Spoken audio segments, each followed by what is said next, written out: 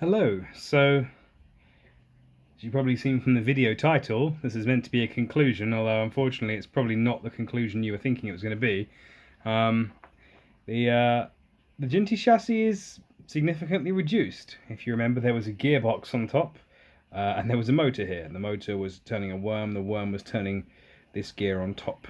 It's poking out, and that was turning the wheels, but I found that it was jamming in a previous video, so I started to try disassembling things. So first I thought maybe it was the gear, the worm gear not meshing with the helical gear properly. So I took the gearbox off and started to run it like this, and it was, I don't know if it will do it now, but it was still jamming. Well, that's quite unfortunate. I mean, what else can it be? Maybe it's the brake gear that I've got on there. So I removed all the brake gear. You know, it's tiny. I haven't even got it to hand.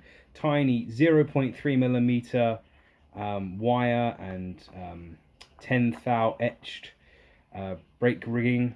And I thought, oh no, it's catching. I can see it's catching, but unfortunately that wasn't it either. So I've just got a loco now that just seems to jam as it stands like this. It doesn't seem to jam. It seems to jam this way, but not this way. And the only thing I can think of is that then it's these muffs. So get some tweezers. This when it's in this orientation, everything's pulling down, which is removing the contact between the inside face of this helical gear and the outside face of this drive gear here.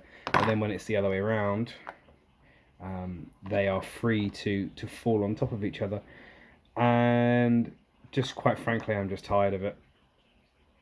This will be the second attempt at this chassis, and probably the I don't know, a dozen hours into this chassis, and maybe a dozen hours into the previous one, and I'm literally facing exactly the same problems, and I've just kind of run out of steam on it at the moment. So to use a pun.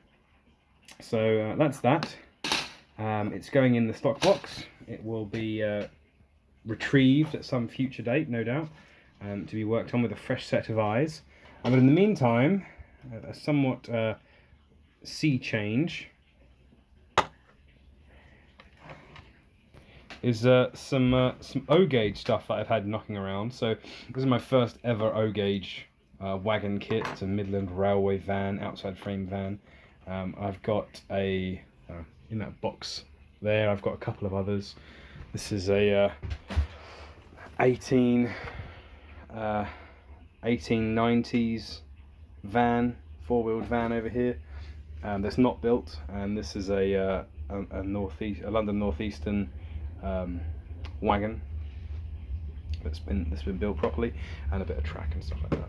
So I think what I'm going to do actually is just to keep my eye in, but not be focused on such small concerns, is just spend some time back with O-gauge again, maybe build a few wagon kits, maybe build a locomotive kit, and dream some pie in the sky ideas about some future layout or something. But just to give me something different to work on, really, something a bit more agricultural, where I don't have to be quite so accurate all the time.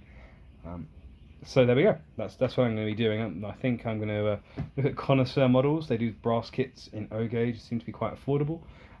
So I'm going to give that a shot. So with that, I'll just leave you with a shot here of this Midland Railway outside frame goods wagon.